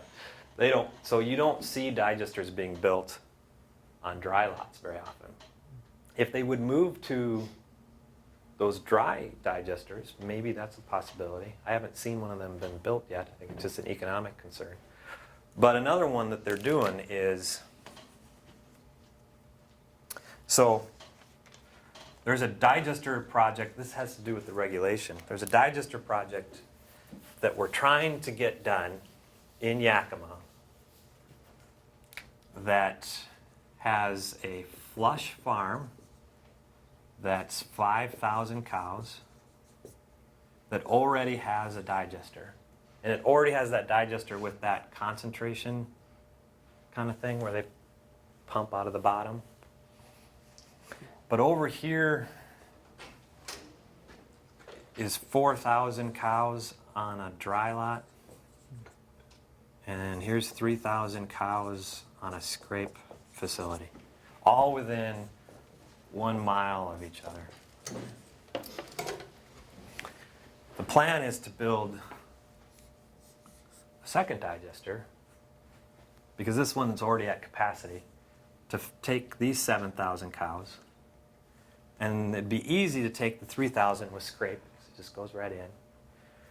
What they're doing on dry lot is, yeah, they're out there on the dirt, but they still have to come in to be fed. And they're going to poop when they feed.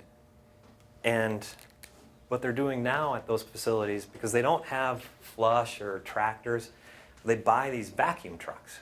They look like the trucks that go along the streets to clean the streets.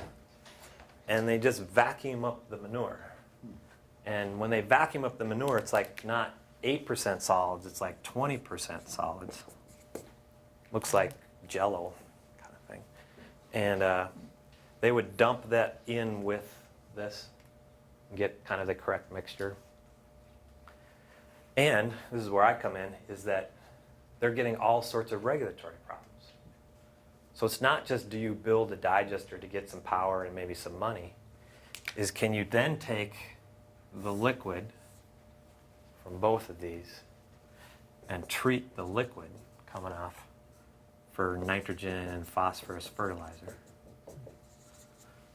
This facility would end up making 10 tons of nitrogen fertilizer a day that we would be pulling out of the liquid that theoretically doesn't go into the soil and cause nitrate problems. And so that's where the regulatory pressure is coming, is that they're almost willing to spend all this money, not so much to make power or money, to get the regulators off their back. But this project, and we'll get into that,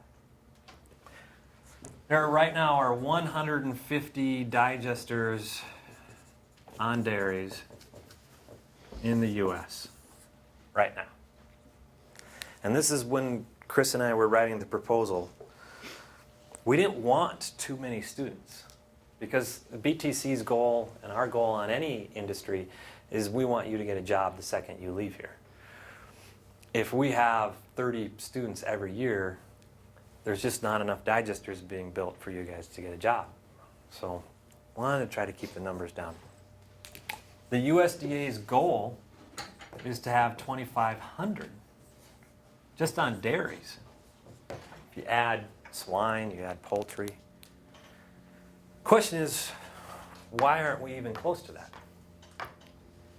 Some of it has been the power companies don't want to play, But the main thing is right now, 2013, in Washington State, you get 3 cents per kilowatt hour for the electricity you produce. And it's costing you about 2 cents per kilowatt hour just to maintain the engines and generators and pumps. That's not even beginning to pay back the capital debt. Try to make it's a losing proposition. If this continues, you will not see a digester built in Washington State or the country. But California's different, right? With peak. Okay. A lot of that problem is going with the reciprocal engine. I mean, those are upwards of $25, $30 an hour just in maintenance costs. Why Yeah. aren't, even though those are the cheapest system for generating electricity up front for your capex, how come there isn't more like steam turbines which have a much lower maintenance cost? I'm going to kind of defer to that because I've been trying to cover some topics that I'm actually knowledgeable in. My knowledge of mechanical systems between reciprocating engines and turbines, and it's kind of weak. It only goes from a little bit that I've talked with ANGAR and some of the other companies. I haven't seen them talking about steam, but they're starting to look at turbines, but there's certain things that they still said they're not ready to hit on a turbine yet. It's when Kyle comes, he can go over the whole thing, why they still sticking with their. It's not beneficial for Angar to do turbines, because Angar is making a lot of money on the maintenance. Maintenance. That's true. They're- But I they're think doing Kyle would give you, I trust Kyle enough that he would give you an honest answer that separates the maintenance from the project. An engine that produces 1 megawatt of power is a huge engine. Very huge. And they're like easily $500,000 a piece. Oh, easily. Yeah. Right now, when you do rule of thumb for a digester project that's making electricity, 40% of the capital cost is the engine, generator, heat recovery, and switchgear. As far as the cost goes, once you figure out a way to efficiently produce the fertilizer with the treated product, is that gonna become more profitable than the power generation potential? I doubt that it becomes more powerful, but it becomes the cost of doing business. It basically is EPA coming down and saying, if you want to continue to be a dairy, Right. you will do this. But will they be able to make more money from the fertilizer than I doubt it. to offset the low? I doubt it. But I will tell you what is going to happen. I was just giving you some very depressing news and thinking there's going to be no digester built. Right now, you can go fill up for diesel for how much? How much does diesel cost? $4 per gallon for diesel. At this scale, you can make a diesel gallon equivalent of compressed natural gas. So this project is not going to make electricity. It's going to, just like that film, it's going to take biogas, it's going to scrub it, and then it's going to turn it into, compress it into fuel. No engine, no generator. It can do this for about $1.90. Let's be real conservative.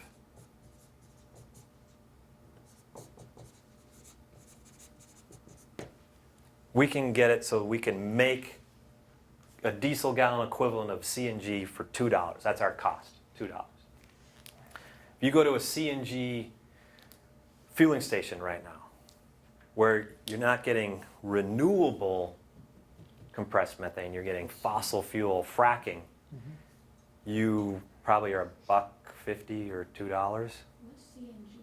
Compressed natural gas. Compressed natural gas. Sorry, I should have said that.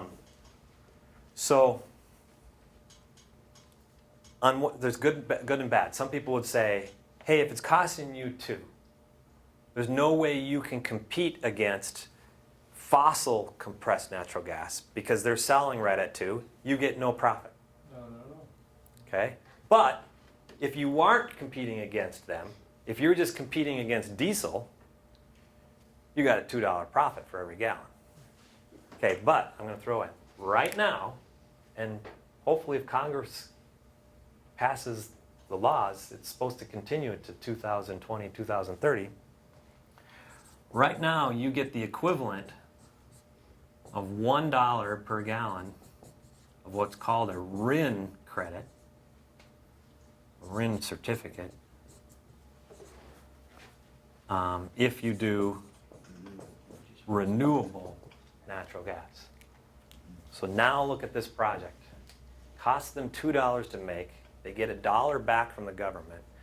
We can sell and break even at $1, or sell at $1.50 or $2 and be cost competitive against fossil fuel and be extremely competitive against diesel.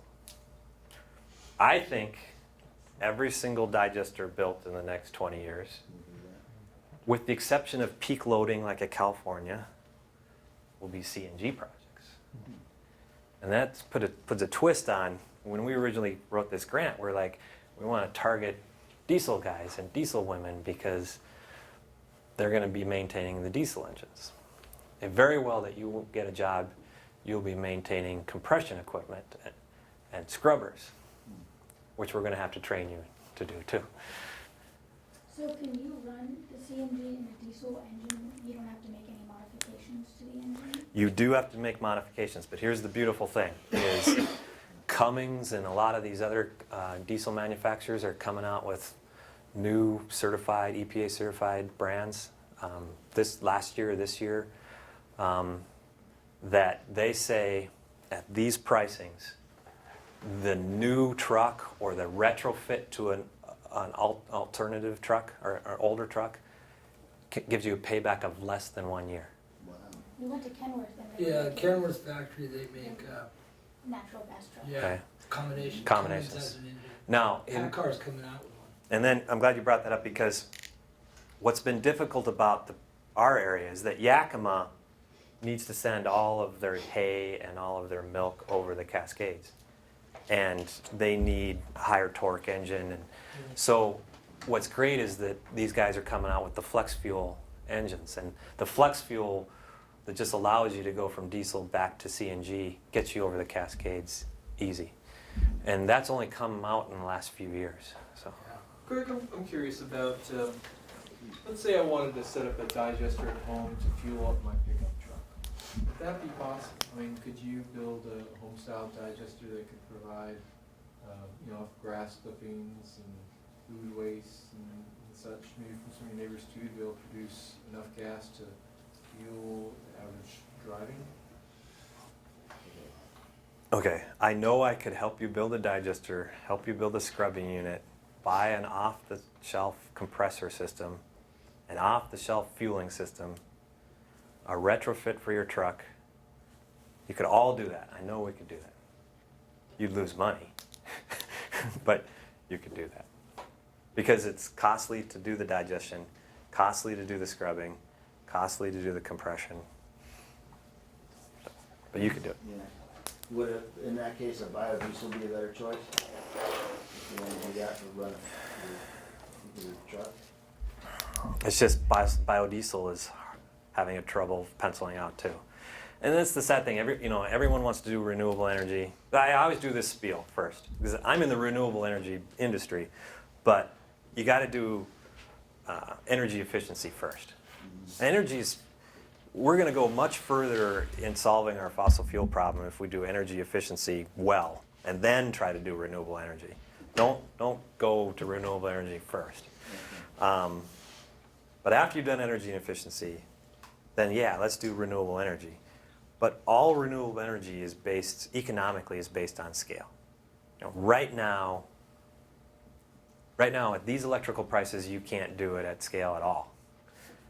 If you got typical prices that they were getting, 8 cents, you can do as low as 400 cows, 500 cows farm. If you're getting 15 cents peak hour in California, you can go down to 200, 300 cow. It looks like the scale, because of the compression equipment's expensive stuff, you need to be at like greater than 5,000 cows or as high as 8,000, 10,000 cows for it to pencil out. Or we're doing a lot of tipping. And then tipping completely changes all those economics. So do you know like a rough estimate of, let's say a dairy farm has like 10,000 cows, if they didn't have any anaerobic digester system, how much it would cost them, just a rough estimate, to start with, to put one in? Yes. Right now, I guess ANGAR would probably tell you, although it's not perfectly linear, $1,500 per cow capital cost. So 1,000 cow farm would, what is that? $1.5 million. Isn't that what Oh, we're kind of? he was first. Oh, sorry. Just, you say in the US, or well, North America in general, because our society is built on cheap fuel, does the equation change when you're in Europe where fuel is much more expensive? Oh, definitely. Does So, it become then they're gonna build, it's cheaper for them to run the motor to generate electricity rather than fuel? Does that, North America's predicated on cheap fuel. right. And that's not likely to change. And our power is cheap too, but somewhere else in the world, does that change the equation Oh, for Oh, definitely. So, Germany and Denmark, they have thousands of farm-based digesters. I mean, they just dwarf us in terms of the digesters they have. But, they were getting, they have the euro, but they're getting the equivalent of 20 to 30 cents per kilowatt hour. And then they're also going to do great with natural gas. Right now, Angar is getting more interest for digesters with natural gas from Ukraine, Latvia, all the Poland, because Russia is just digging it into them. What's the word? You just turn the pipe off, basically. Yeah, I mean Russia controls the pipeline. Gazprom, they just shut the pipe off. Yeah. Isn't that really where the problem lies with all this, is because, who really wants energy prices to go up? But on the other hand, it's not feasible to do a lot of this stuff until it does, right? Right. And that's the weird spot we're in. That's kind of a bummer there. And Well, yeah, they couldn't start fracking until it got up close to $4 a Exa- gallon. Gas. And that's where you get to these tipping points, is that, and this is where it's tough for when we wrote this grant, is where we're at right now, because the electricity is hurting and the CNG hasn't really been proven yet. I think we're looking at maybe 20 digesters a year being built across the entire country, farm-based digester across the country. So that's, and usually you don't want one technician per digester. You try to save maybe per two. So you're looking at 10 full-time jobs for digester technicians right now. But look what happened with fracking. I mean, it was that there was no fracking, and then every place across the country's fracking because the money was there, the opportunity was there. If something happens like this CNG story still being real positive, or if California is able to pass all of their carbon credit rulings where anyone across the country can get carbon credits for California, and if you get a good price, these are game changers, and you can quickly go from 20 digesters across the country being built to 100. If it's just a moderate game changer. If it's a giant game changer like fracking, people will line up to build. You could go to 500 built a year, I'm not saying that it's going to do it, and you can't plan for that massive game changer. But it's our job, as me being part of the industry, to try to at least push you in that direction. But there's a point where there's a great book that all science is revolutionary. It's that people think that science is just you gradually get better. What person A learned helps person B learn. But when you track it through history, it's like you learn a little bit, and then a guy like Einstein comes, and then you learn a little bit, and then whoever the next Einstein is comes. I think technology and industries like that we're either going to continue to be like this with digesters for the rest of my lifespan, or somewhere along the way it's going to go like that. I think people are hedging. If they're smart, the people that are hedging, somewhere it's going to do that. But where it gets difficult for the hedging is, where is it going to do that, and with which technology? Is it going to be digesters that flip like that, or is it going to be cellulosic ethanol people that flip like that, or is it going to be algae that flips like that? Right. And if you're someone like Tebow and Pickens, you can put your money into every single one of them. But if you're someone like us, I'm going to put my $50 here. It's kind of the way oil sands go, right? I mean, it takes a lot to get oil out. I mean, what's the term I'm looking for? The efficiency out of that, but yet they're still doing it. I mean, they're trucking stuff all the way from, or shipping it now over here to refineries and building new terminals and extra capacity for that, even though it's not the most efficient way, but I guess it's still, better. Maybe they're planning on getting better, I don't know. Yep. But I also want not to depress you too much, but this is what we tried to, Chris and I, when we were writing the grant, is that sure, there might be only 10, 15 full-time jobs as a farm-based anaerobic digestion person, but some of the lessons we learn about here about kind of biorefineries, if algae takes off, I think you're trained you show this certificate to a startup company with algae, I think they'd be, hey, yeah, I think we could utilize. There's no matter what job you go into, they're going to have to train you with, but you're going to have had some experience about biological systems and fusing biological systems with mechanical systems and processing systems, wastewater treatment plants. Then I'm not even bringing in working for Anheuser-Busch or someone like that. So the jobs can be higher. And there's a lot more anaerobic digesters than just manure stuff. Oh, definitely. Into the industrial. Why does it cost $1,500 a cow? Okay, so, right. I like second. Okay, so Vanderhoek, if you've been up to Vanderhoek, it's not a very big farm. You know, that would be $1.5 million. Well, let's start breaking it down. $500,000 of that is that Guascor Cat engine heat recovery unit switchgear just sitting in that little room. Boom, there's $500,000 at least right out the window. Probably the other $500,000 is all the concrete reinforced bar, the hollow core panels at the top, the insulation, the excavation, just everything that was involved in making the digester. 200,000 is all of the pumps, valves, all of the boosters for the biogas. You have to send the hot water. Oh, so we have to have a boiler. You have to have a milk tank to store the hot water. You have to have valves to send the hot water to all the different places. So it's all the piping and auxiliary equipment. And then another 100,000, 200,000 is miscellaneous. It's doing the SEPA and NEPA ecological review. It's hiring the engineers, do the soil testing.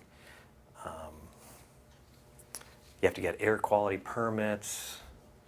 You have to test for the air quality. You have to do tests on the engines for all of the air emissions.